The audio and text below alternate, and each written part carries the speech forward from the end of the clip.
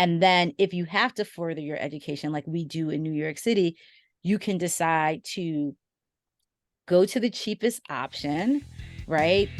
Or apply for scholarships. I would have never gotten that degree if it wasn't for the scholarship. Welcome to the Teacher Money Show, the podcast dedicated to helping educators like yourself navigate your unique financial challenges and unlock your financial superpowers. I'm your host, Shaun Morgan, a full-time teacher and entrepreneur, and I'm here to help teachers navigate everything related to your money. Whether you have questions about budgeting on a teacher's salary, managing student loans, increasing your income, or making the most of your benefits, I'm here to make money less confusing, more empowering, and a tool you can use to focus on what matters most. So whether you're a seasoned teacher looking for fresh insights or a new educator navigating your first paycheck, this podcast is your go-to resource for all things money related. So if you're ready to have a richer wallet, classroom, and life, let's dive in. The contents of this podcast are informational in nature and are not legal or tax advice, and neither I nor my guests are engaged in the provision of legal, tax, or any other advice. You should not act upon this information without first seeking appropriate advice from an accountant, financial planner, lawyer, or other professional.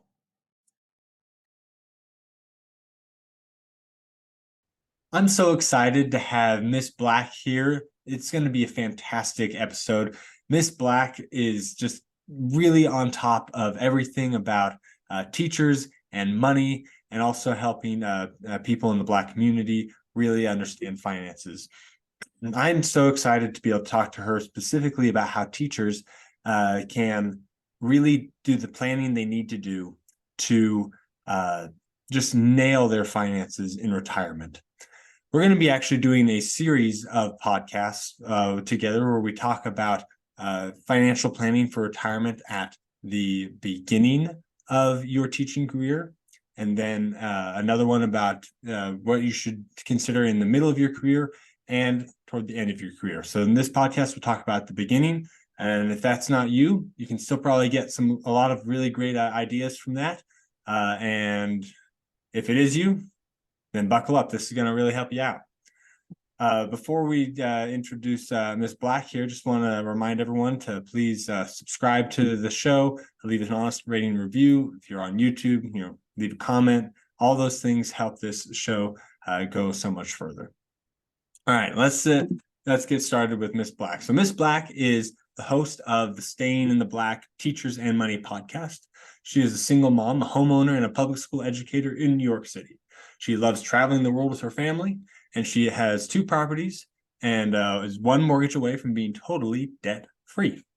Her passion for personal finance allows her to talk to teachers about maximizing their benefits and the 8 keys to financial empowerment: saving, budgeting, investing, earning more, debt reduction, insurance, estate planning, and credit.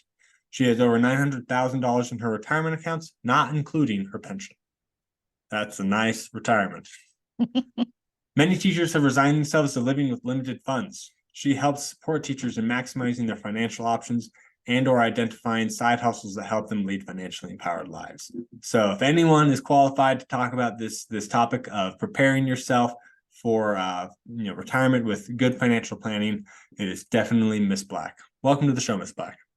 Thank you. That was a nice introduction. I'm like hearing this, like, that is me. So that was cool. Well, you deserve it. So I'm super excited to talk to you about it. Let's start off with just a bit of an introduction on you. Can you tell us about your education journey? So I actually started off as a Teach for America teacher, right? So I thought that before I joined Teach for America, I thought that I would become a lawyer and then a judge. And when I retired from the system, I would then come back and teach at John Jay High School, because in New York City, our high schools allow kids to like major from 9th grade in something that they were interested in. But a classmate said to me, like, I think Teach for America is the thing for you, so you should try and apply it. And I applied and I got in.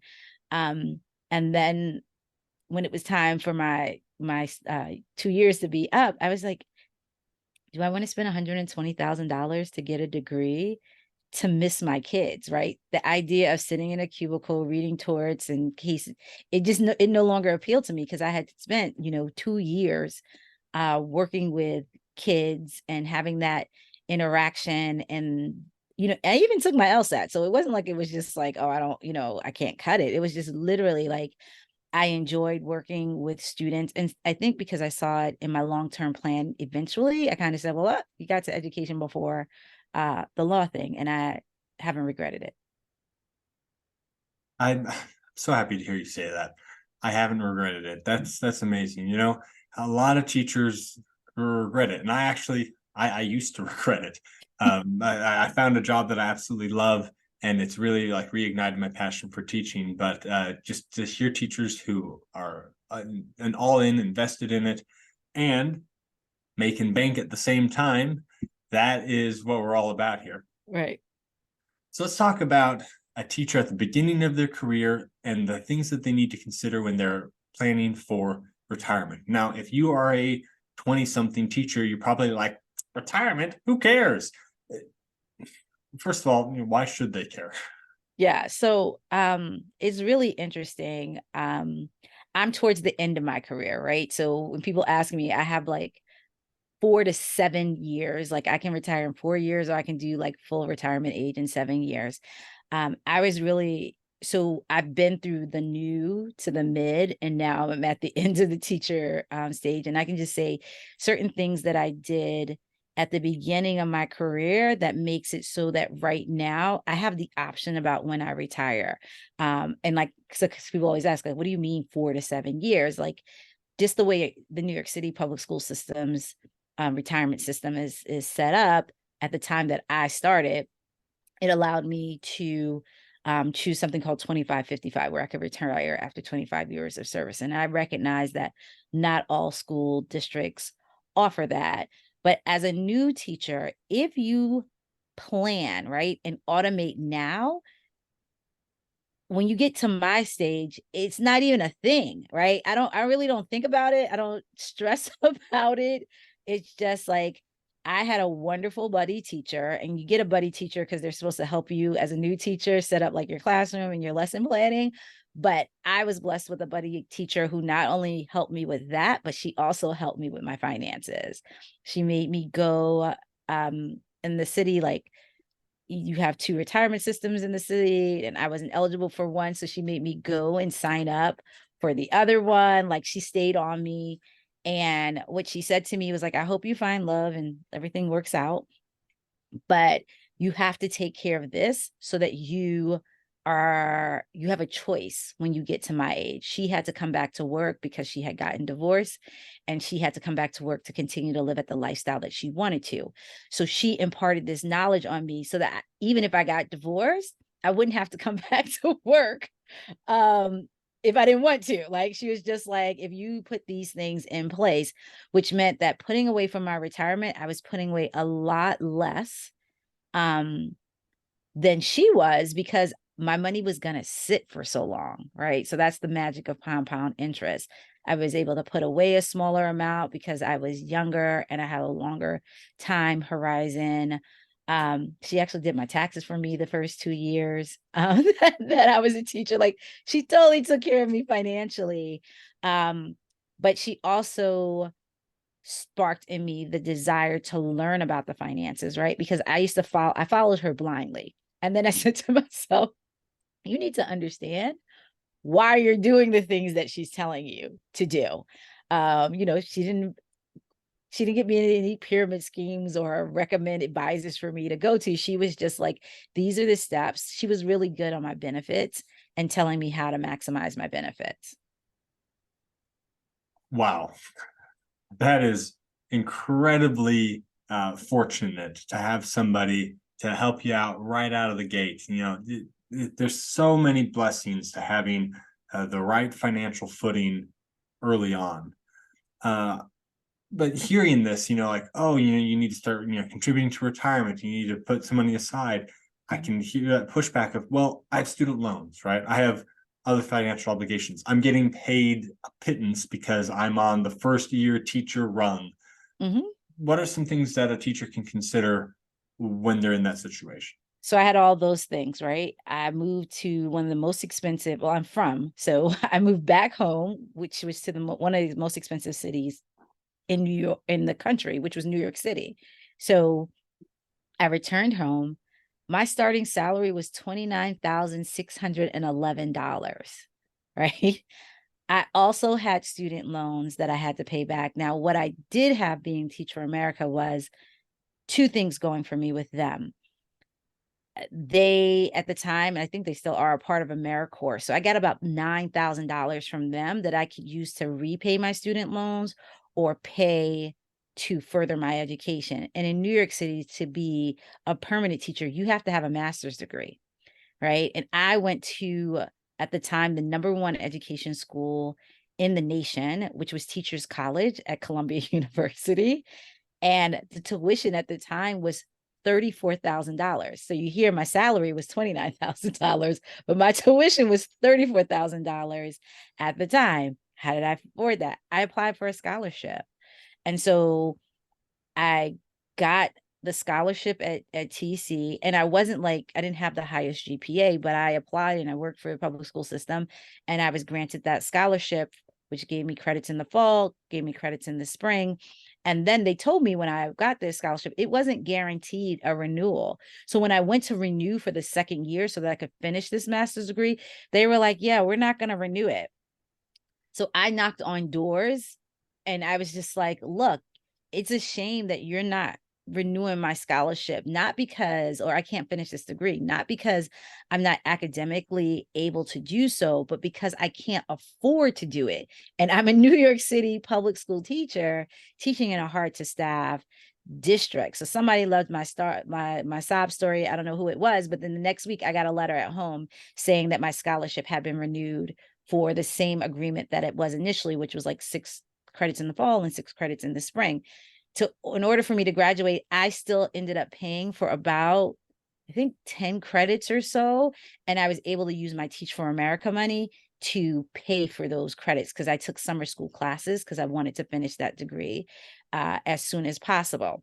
Now, when you're in school, and I was considered a low income student when I was in undergrad. So I graduated with student loans, but I had Stanford loans, which meant that if I was in school, and because I did Teach for America, my loans went into deferment, not forbearance. So you just really have to understand what your loan packages are and then what is available to you. So like right now, when I started, that 10 years of service thing didn't come into into agreement until like halfway into my teaching career. But if you know that you have that agreement and you're committed to staying in education, that's what I mean, like you don't regret it, you can do an income-based repayment. But if you make your 120 payments and you work for a school district, and most school districts qualify for that loan reimbursement, then you'll be paying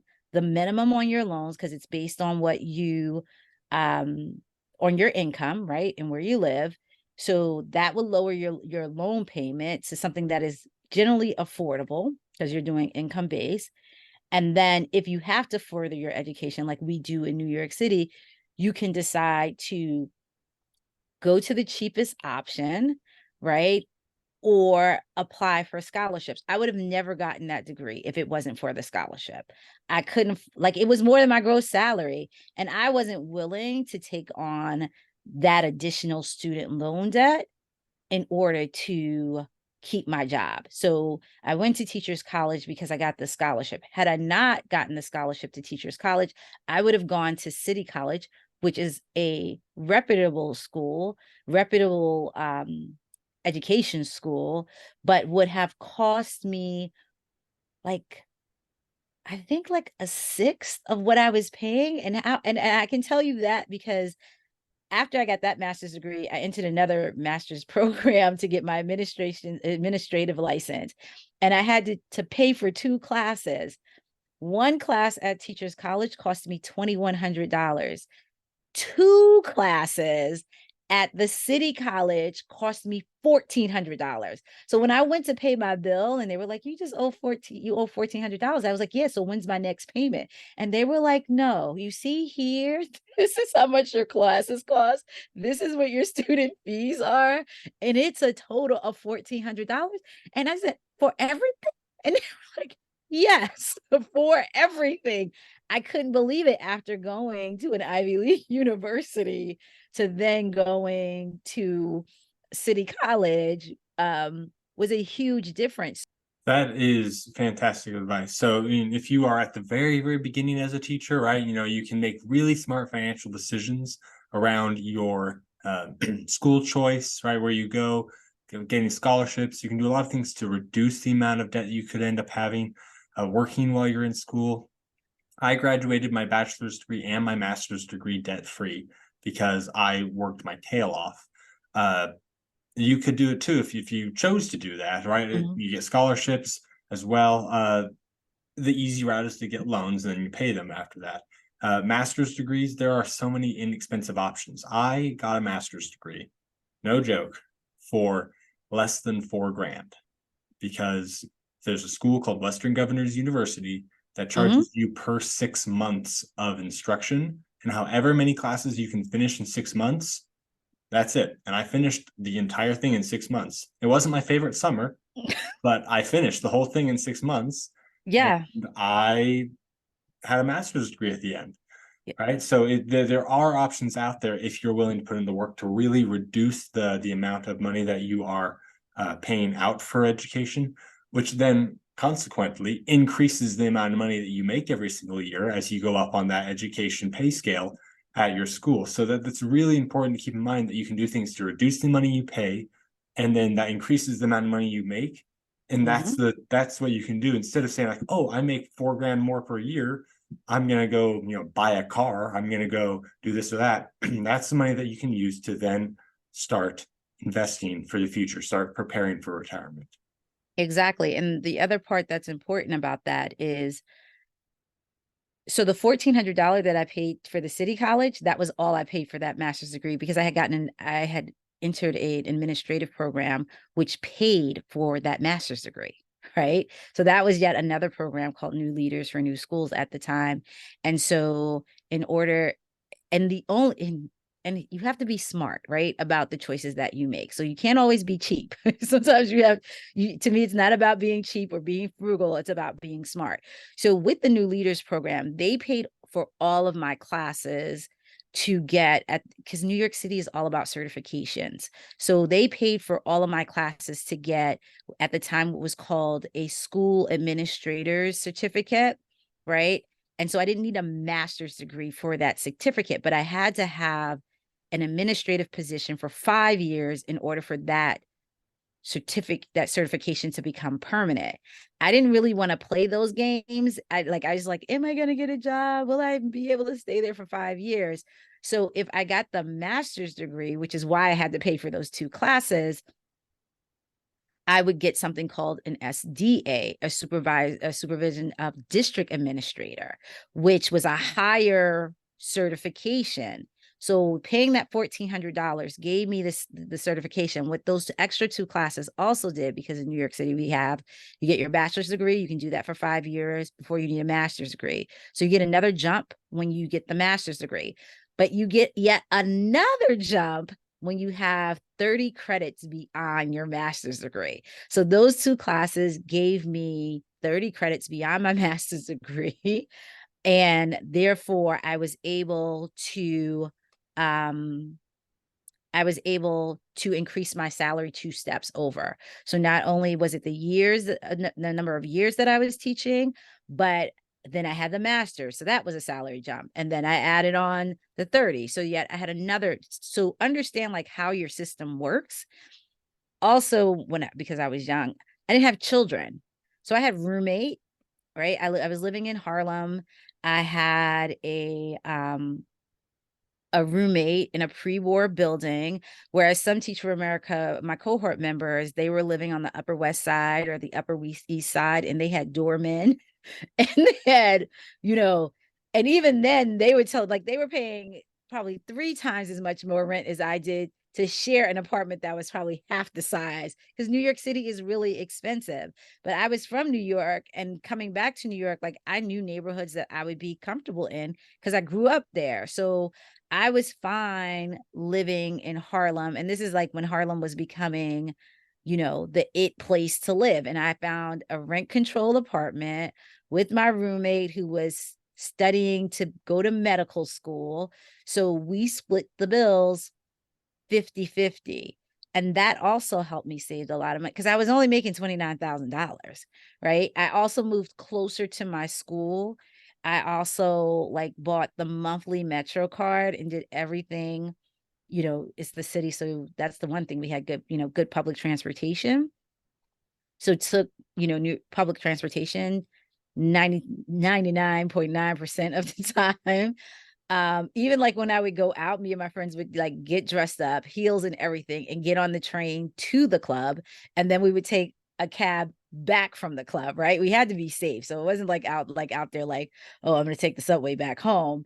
But taking it too, because it was a $20 cab ride back to Harlem, but I was splitting it too. That was the whole thing. It was just like everything that I could do. I also utilize my union benefits. So because in New York City, we have a really strong teachers union, I could rent a car under 25 because I was a UFT member. So I used that benefit. I use my unit benefits for my glasses. I use I just looked through that benefits package and everything that would give me a discount. So we have these I feel like it's a nationwide thing like Plum or Work Advantage that if you buy you can buy your movie tickets through there, which you get like a 15 or a 20% off. I signed up to be a movie reviewer, which they do all of these. It doesn't happen all over the place, but in major cities, you get to preview movies and have to fill out little surveys. I saw like 90% of my movies for free just because I signed up for that. So it's just like, oh, come on a Wednesday night to go see this movie or Friday, whatever, as long as it was after work, I went. So I figured out I would always, and this is before Google, that's how old I am. But in this sense, like free things to do in the city. Libraries are great resources for that, but at the time, the union was a great resource. The library was a great resource. And just look for free things. And here's the thing: once you start going to free things, you meet people who do this for this is their thing, and they then tell you free things. Today, you have social media. So in New York now, we have Free NYC is a site that as a IG account that I follow, and she lists all these things that are happening in the city. So I didn't really have to spend a lot of money on entertainment. And I love the library, right? The library is my friend. And not every library in every city is equal, but you can rent movies from the library. You can get magazines for free in the library. You get books for free. They have a lot of free resources at the library. And for me, the amount of money the library saves me on books, because I'm an avid reader, is unbelievable. And the space, because I don't even have a space to store all the books that I read. So thinking of you're poor, it's fine, you're a teacher, nobody expects you to be raking in the dough, but using all of these free things, and I had a good time, right? So it's using all these free things freed me up to contribute to my retirement. And so we also have two systems, well, actually three different systems that we can contribute to. And I started out and I've never gone below 15% in my retirement contributions. And so here's the beauty: if you are able to do it cold turkey like I did and hit the 15%. When I hit the 15%, that meant any time that I got a raise, the raise was mine because I had already taken care of my future self. Now, fast forward 30 years or so, almost 25 years in education, I named my future self. My future self, her name is Lola, right? So if you're in your 20s and you're a teacher and you're sitting there thinking I'll never get there, I really feel like I just started yesterday. I never thought that I would be here, right? And I knew I had to sit, I knew from the Susie Orman was the person who was big then, but I knew I had to put away at least 15%. And it was hard. And what my buddy teacher said to me when she was like, you have to do this. And I was like, I can't afford it. I only make $29,000.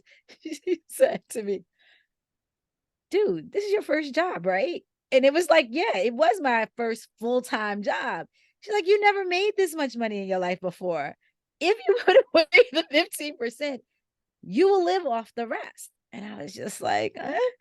But it's true. Putting in that 15% meant we every time I got a raise, the money was actually mine because I had already taken care of Lola. Like I had already taken care of my future self by putting this 15%. If you put that 15% away for the next 25 to 30 years, you will have over $1 million if your salary stayed the same.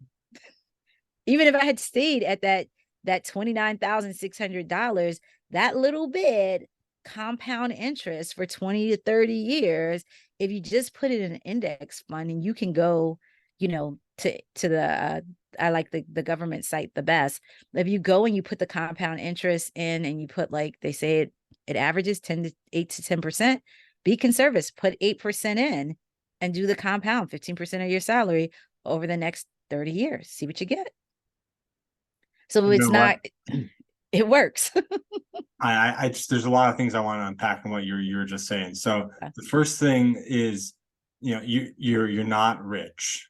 And I also want to say thank goodness for that, because people that are rich feel like they need to spend their money to flaunt their money. But teachers, we have this, like, it's okay to just not, because everyone knows that you're poor. So when I see teachers have a doorman or whatever, you're like, why? Like, you don't need to show off to anybody. You're a teacher. So if you can do things, just save money, because who cares, right? That's the big lever that we can pull as a teacher right now. We don't, get to demand a raise or work overtime. I mean, like, we do work overtime, but we don't get paid for it, right? We don't get to do all these things that people do in other jobs. To increase our income. We can do side hustles and things like that. But one of our biggest opportunities is just to reduce our expenses, right? If we can just reduce how much that we're spending every single month, then you have that 15%. Anyone can have that 15% if they're willing to live the life of 15% less, which you can. Okay. It is definitely possible to But live here's the part about it. 15% less. I'm sorry to interrupt you, but here's the part about it. It's like you're putting away the 15%, but it's pre-tax. So it's not even a full 15% coming out of your net pay, because it's pre your taxes. So, and trust me, if you do this as a new teacher, and it's just living below your means. And so I get that student loan debt is huge, but if you put it on your income base and you're committed to doing it for the 10 years, then you know that it makes it much more easy to handle in your thing, in your whole budget.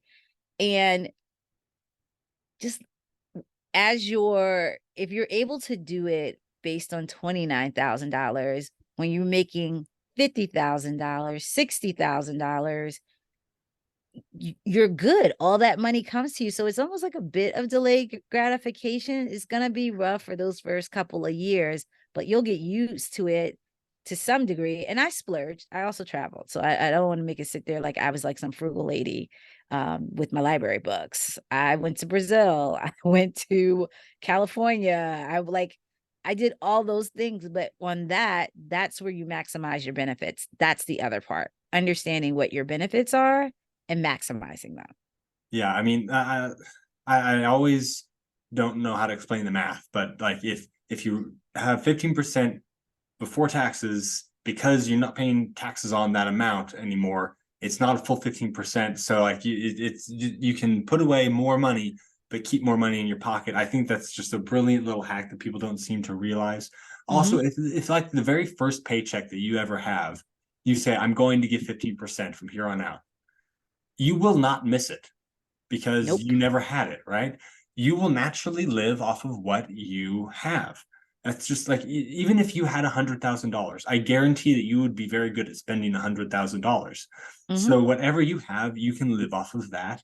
If you feel like you need more, you can, do a side hustle or do these extra things to get more stipends or whatever at work.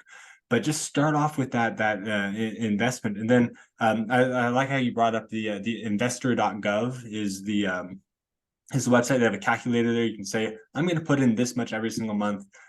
Assume say 8% interest, which is pretty conservative for putting it in the stock market over a 30-year period. Mhm. uh, you'll be shocked at how much money you will have if you put in 15% of your gross income every single month. And that's with it not changing, right? You can also, play with the Exactly. changing. Like if it's 15%, right? 15% of 30,000 is different than 15% of 50,000. So your contribution will go up automatically with your raise. And then all the money that you get more from your raise is yours to have fun with, to go to Brazil with or whatever. And if you're, living in a nice, apartment that's not, overly expensive, you're with a roommate, splitting bills, things like that, going to the library, and then you'll have extra money to do things like go to Brazil. Or if you, I don't know, really like cats, then you can get a couple of cats, or whatever it is that you want, that you really, really want. That's what you can spend your money on, instead of, oh, I have every single month, I have to pay this much in rent, I have to pay this much in utilities, I have to pay this much in this and this much in this, and so on and so forth. If you can cut back those expenses, then you can intentionally put money towards things you really, really want, instead of just letting it slip away on things that don't matter to you. Yep. I mean, as a new, and here's the other thing, as a new teacher, like you put so that's the pension, right? That's your future self. Then you have your benefits. So definitely maximize your benefits. Like we got also, we're able to get our Metro cards pre-tax. So that lowers it a bit more as well. So definitely use that aspect. Um, discounts like educate, like J. Crew. If you go to J. Crew and you show your teacher's ID, it's 15% off. Like knowing the benefits really help. And like what you have that I didn't have back then was Google, right? You can literally Google teacher discounts, and like pages upon pages of them will come up, and you'll be like, oh wow, go to your union if you have one. Like what are your discounts there? The other part of it is, and I mean, like, I know I went to a sample sale one time and the people didn't have change. And this is the time that troll books, I used to have to do it in cash. And so I had like $300 in singles in my bag because I had the troll book money. So they were like, we'll buy, like, we want the singles off of you. So I gave them all the singles. So they gave me 20% off of the sample sale because like I had to, and people like when I tell people I'm an educator, they're like, oh my God, you're a teacher. I'll do this for you. And I'm always like, oh, thanks. That was nice. Cause people, I mean, we don't get a good, sometimes we got it really good right at the start of COVID. Then the parents were like, why don't the teachers want to go back to work? But people honor educators, and there are lots of programs that we can use. So if you maximize your benefits that come from work, and that's like if you have access to an HSA account, if you have like the commuter benefits, if you have dependent care, all of those things, you have to research what is offered where you are and see if they work for you. So those are the ways that I saved money, but you start automating it, right? So your retirement is automated. You have that 50%, that 15% minimally if you're new in your career, and then every raise then belongs to you.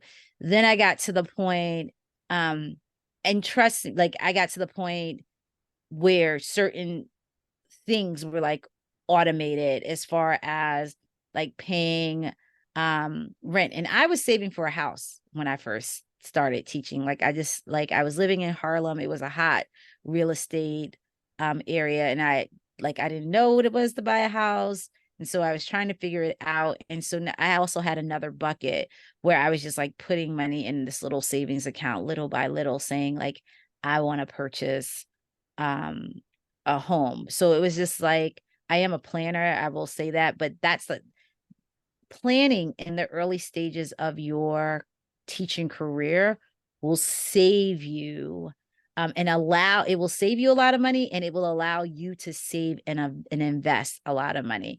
And here's the thing, doing it in a regular savings account or even a high yield savings account is not going to get you there. You definitely need to have a savings and a high yield savings account, but the investment is really what's going to make your money grow, and your time horizon being 25 years, 30 years out will definitely um, get you there with just being conservative with the 8%. But when So it comes to the student loan, I just want to warn you, don't do the income based one if you're not committed to staying in education or some type of nonprofit for the 10 years. Cause then you'll like, that's what she advised me to do. And then I left the career and I have all this money that I have to pay back. So be mindful with your student loan choices, how you choose to pay that back. that is a good point. You brought up retirement accounts. Mhm. So I want to kind of swing this way. So let's say we've convinced a young educator that they need to start putting money away, 15%, and they can start, saving money, start, investing money, but invest in what? Right? What are the options? What are the best options? What are they investing in? Are they buying a bunch of cryptocurrency? Like what's the thing that they need to be doing? Okay. You're a teacher. You have to do lesson plans. You have to manage children. Just a lot that you have to do.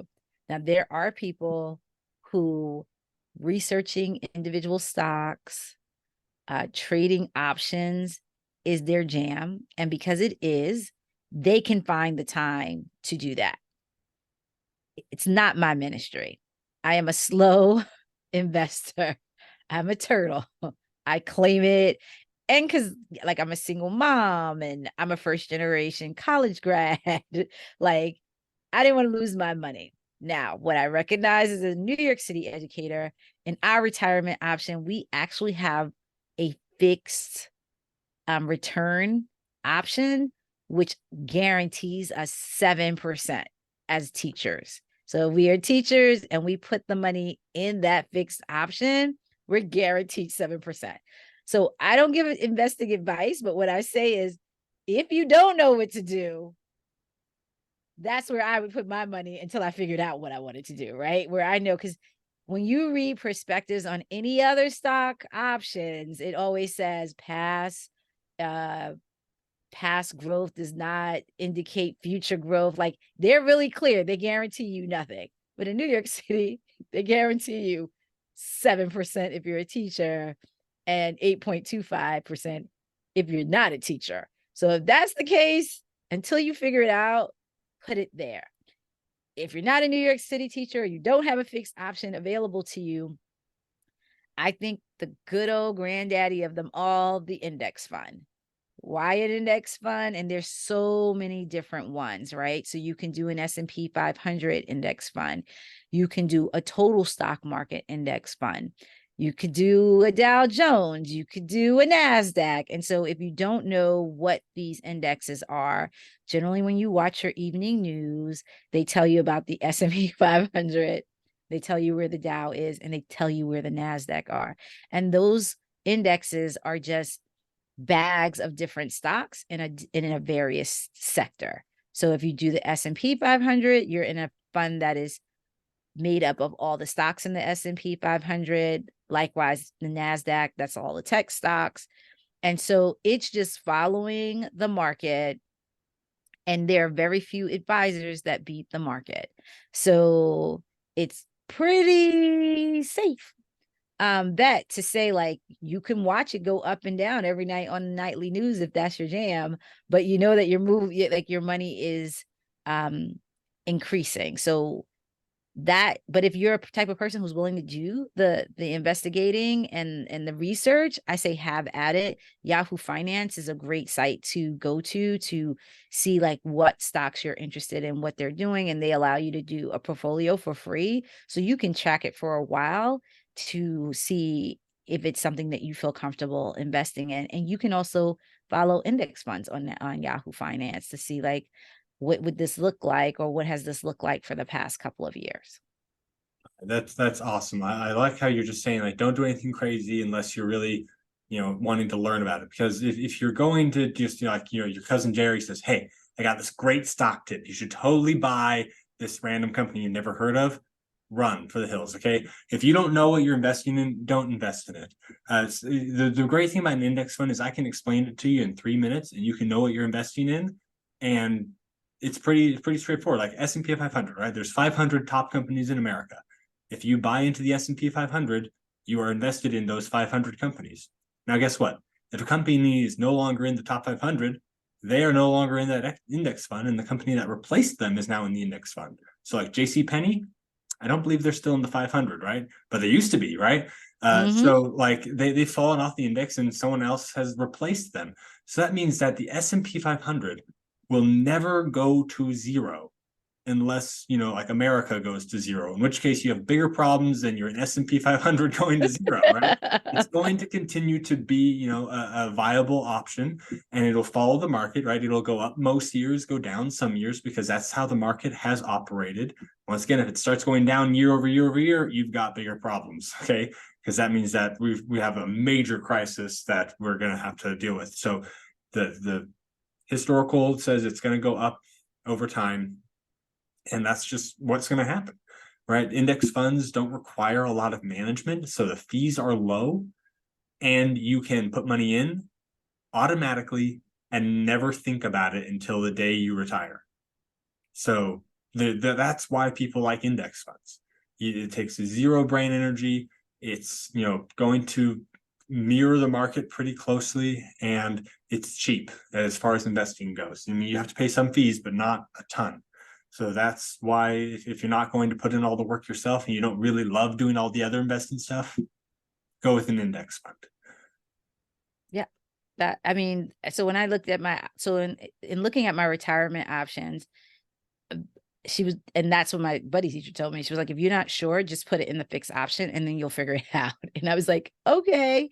So I put it all in the fixed option. And then I read Susie Orman's 9 Steps to Financial Freedom. That was like the first finance book that I read, which kind of explained a lot of things to me. But the one important piece of advice that I got out of that book was read something financial every month. So I got a subscription to Money Magazine.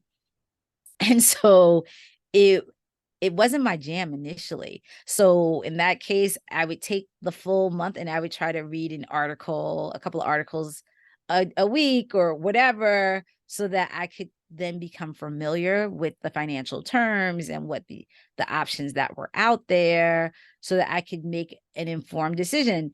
And in doing all of that, the fixed option was really still pretty good to me, but there were, other options in my that are offered to me in my 403b. um, and there was a time that I kind of had money in each of the little options because I just kind of wanted to see what was going to happen. And I could do that as a new teacher because I had 20, 30 years left to go. So I could make, mistakes. And even in making those mistakes, they really don't count until you sell. So that was the other thing that I learned. I could watch my money go up and down over the years in the different buckets that way. So that's the beauty of also being new and young when starting out. You definitely have time to recover from any, and I say mistakes with air quotes because it's learning. That's what we tell our students all the time, that, we have to try in order to learn. And so we have to do the same with our retirement. We're not always guaranteed.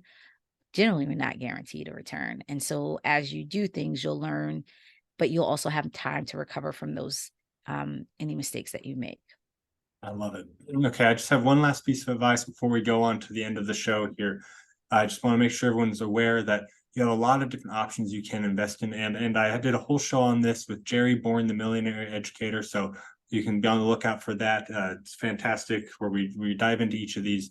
But I mean, as a teacher, you have the 403B, which I'd be leery of the 403B because they're not as regulated as 401ks. So make sure you have low fees, and that you're not going to be just losing money buying things that have high fees. Anything above 1% in fees is high for investing, so just be on the lookout for that. There's a great website, 403b Wise. If you need help choosing a 403b option through your school, check them out. They've got a lot of resources to help you with there. The 457b has a lot of benefits that I talk about with Jerry once again, so that's another place you can put money. And then you have an HSA most likely because you have a high deductible insurance plan. So that's another place you can put money. An IRA, you have Roth options for all of these. So there's just so many things you can do with your money, not to mention the fact that you have a pension already, and you have, the ability to just invest in a regular taxable brokerage account. So just do your research, listen to that episode, make sure you know where you're putting your money, make sure you're getting the best options for you and your plans. But once you're in one of those things, that's just that's like a tax bracket or a tax code number. Inside of that, you need to invest it in something. So like you can't just be like, oh, I put my money in my 403b. You have to, once it's in there, you have to do something with it, right? You need to say, okay, in the 403b, it needs to go to this index fund or that, target date fund or this whatever fund. Because if you don't, there's some sad stories of teachers who threw money in their 403b every single month for an entire career and didn't know they had to invest it, and it sat there doing nothing. So just be aware that like a vehicle, a 403b, a 457, an HSA, if you can invest that, those things are not going to be what you are investing in. That's just where your money sits, and then you can invest it from there. So just make the right choice of what vehicle to put it in, and then make the right investment choice. Those two things go together and compound over a really long career. Well, you know what? This has been a lot of fun, and we've really got a lot of great advice for new teachers who are just trying to figure out what lower your income, lower your expenses, increase your income, put away 15% right out of the gate, and just invest in something easy to grow your income over 25, 30 years. I think that's just the best way to approach this, especially as a teacher. But as we're wrapping this up, I just have two more questions for you. What is your number one tip for a new teacher to have a richer wallet classroom in life? For a new teacher, definitely think about your future self and put away money for that. So if you have to honor yourself, right? And you can't pour from an empty cup. So if you don't take care of yourself first, and I love my kids, right? But before your kids and anything else, is put away money for your future self. Time is on your side, and maximize the opportunity that you have to put away money for your future self. I love it. I think that's a perfect piece of advice. Okay, last question for you. Teachers are like, man, Miss Black is awesome. She's the best. I want to learn more from this wonderful woman. Where can they get in contact with you and learn more about you? So the best place to do that is on Instagram at staying in the BLK. That's what I am across all accounts, but I live and engage on Instagram the most. My website is staying in the BLK .com, and I have a podcast, so you always feel free, which is Staying in the Black. You can listen where I just do all things finances, because as teachers, we experience a lot of different financial things, and so I try to do it through the lens of a teacher, right? So you're a teacher and you have this experience, because it's really hard often. A lot of financial advisors don't want to deal with us because they can't control a lot of our money, because it's usually tied up with the state or the city some way. And so we have to do a lot of searching and figuring things out on our own. So listen to the podcast, and thank you so much, Shaun, for having me today. Well, it's been a lot of fun, and I can't wait to talk to you again. If you'd like to come on the podcast for coaching, to share an expert opinion, or just to talk about a topic you think is relevant, I'd love to talk to you. Just fill out the form at teachermoneyshow.com/guest. I look forward to talking with you.